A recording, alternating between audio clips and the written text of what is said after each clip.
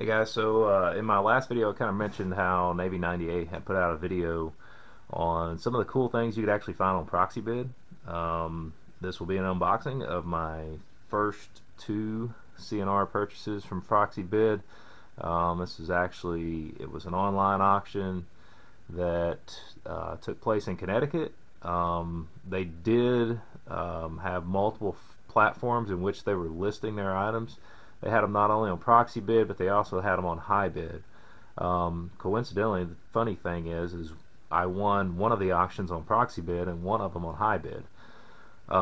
So just going to do a quick unboxing here. Like I said, this is my very first purchase of any CNR firearms on Proxibid. Judging by the pictures of what I saw, I was like, well, those look pretty nice. So without further ado, we're going to get right into it.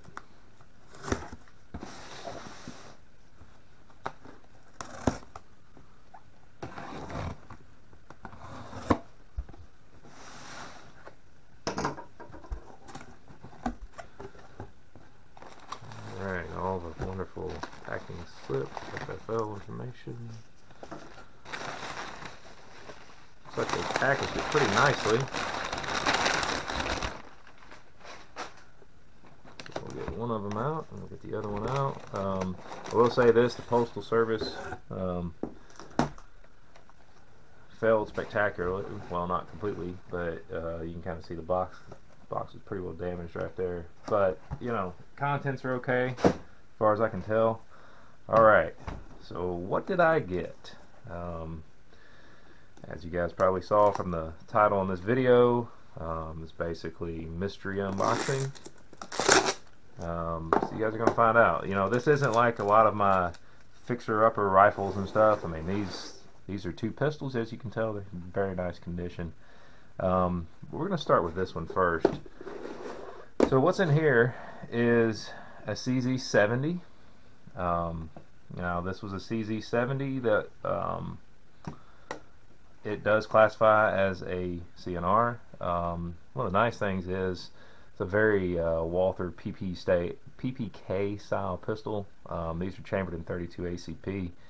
This was made in the Czech Republic. This one's actually in really nice condition. There's very little rust going on here. One of the things you encounter a lot of times where these handguards end up getting cracked. You can see this one in particular has a 72 stamp right here, so this was made in 1972. Just falls within that CNR range. You can see there's a little bit some dings and stuff back here. Looks like it has the original mag in it, which is quite nice.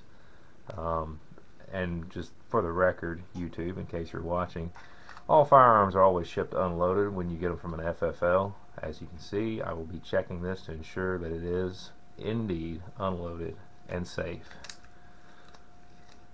As you can see down in the chamber there's nothing in there. This one is actually in remarkably good condition. You know, you got some dings and stuff. I guess you could say it's a little bit of minor pitting, but overall the bluing is excellent. You can see this one has a PW Arms import stamp. So these were probably imported by Atlantic Firearms. Like I said, this one came out of Connecticut. I think it was part of a consignment auction, but it's in really good shape. I mean, looks like it's got really good rifling in the bore. I may, if I have time, I'll insert a photo of the bore, but as you can see, this one's in, I mean, it's in really good shape. Other than, you know, like I said, some dings back here, but you know, with the way the surplus market is drying up and stuff, it's kind of hard to find a lot of cool CNR weapons. So Proxibid is a very viable source with which to find them. Hibid as well. Just be aware that a lot of times they do double list, meaning a lot of your auction houses will list not only on Proxibid but also on Hibid. So you got to be cognizant of that. You may have an auction going for like a 1903 A3 and it might be going for $200 on Proxibid, but that thing could have already been up to $1,000 on Hibid. So be aware of that. Do your due diligence. Look for these things. Let's see if I can get this apart real quick.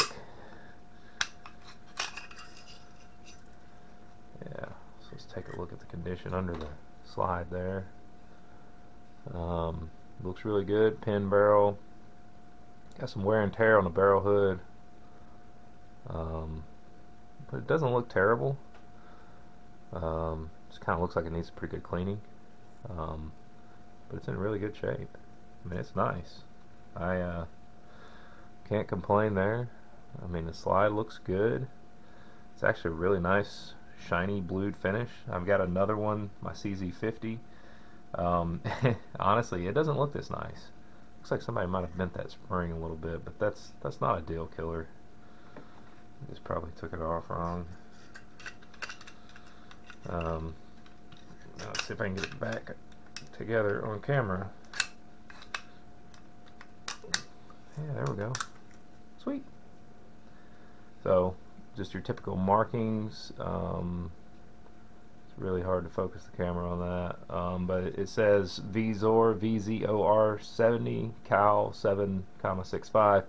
So this is a 32 ACP semi-automatic pistol. These were really prevalent in a lot of your former communist countries, especially at the height of the Cold War and after.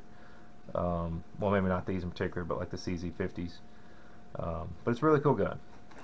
So we're going to set that aside. We're going to take a look at the other one. This was the one I really wanted.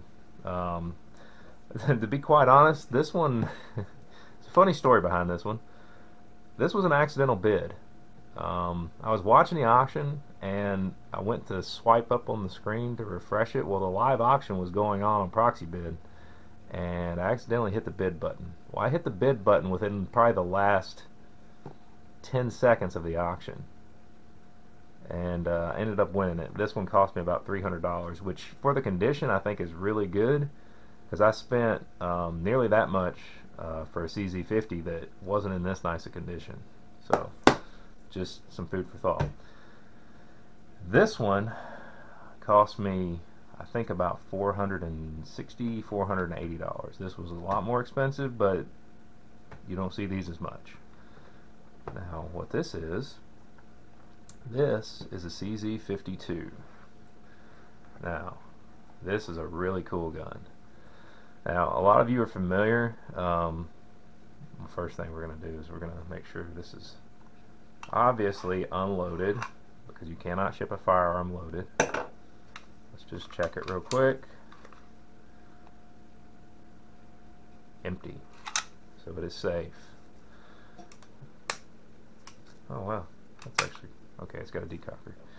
So this is a CZ52.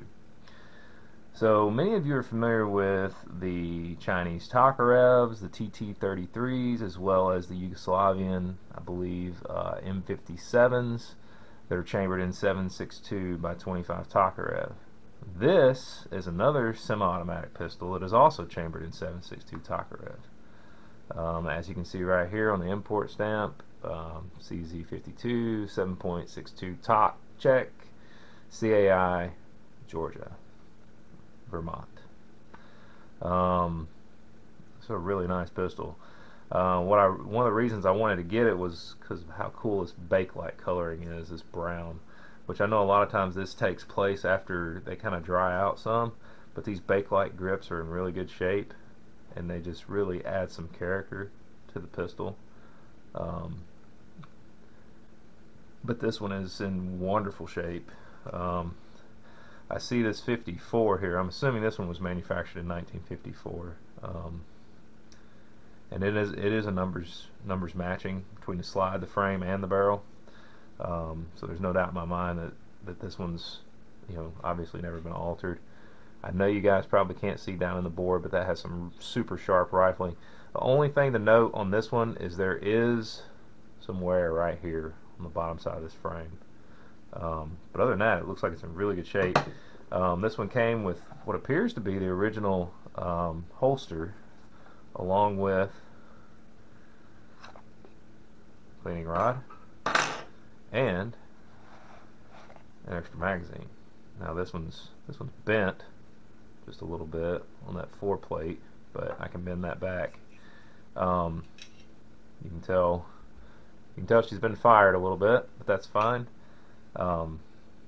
it's in really good shape. I mean, I am super stoked about this one. Um, and I'm just going to be honest with you guys, I've not educated myself on this one as much. Um, so I'm not going to do a takedown. I mean, I'm not going to fumble through that. But one of the cool things about this one is it has a roller locking bolt. It's very different from most other pistols out there. Kind of similar to how H&K does a lot of their rifles, their carbines. It's pretty slick, and I know from what I've researched, these have a little bit of a muzzle flip because you got that much hotter 7.62 by 25 Taco round, but really fun to shoot from what I've seen. And I'm really anxious to get this one out. I mean, it's just super smooth. I mean, I really like that. Can't complain there. But yeah, I mean, I'm super excited. I mean, these are really nice shape. I mean, they're not completely worn out and beat up and rusted up and everything else and missing parts. I mean, so here you guys have it. I mean, there's the CZ52. There's the CZ70. Two pistols that are in wonderful shape that I got off of Proxibid. If you guys are looking for CNR firearms, I mean, there's still a lot out there. You got to be diligent, and you can't be in a hurry. I mean, you just got to be patient about finding them, and sometimes you will. So if you guys like this video, hit the like and subscribe button. It helps grow the channel. I know I belabor that point a lot, but I just try to get content like this out to you guys, especially from a CNR perspective, because it's so hard to find these things now. I know there's some places getting imports in. I know Royal Tiger's getting Lugers in, but dear God, at the price. Unfortunately, a lot of them are out of range for most of us. And I'm just gonna be honest, some of them are not the nicest. A lot of them are force matched. If I'm gonna get a Luger, I want it to be all original. So anyway, if you guys like this video, hit the like and subscribe button, share it with your friends. It helps to grow the channel, and hopefully I'll keep more content like this coming your way in the future. Thanks for watching, guys, and have a great day.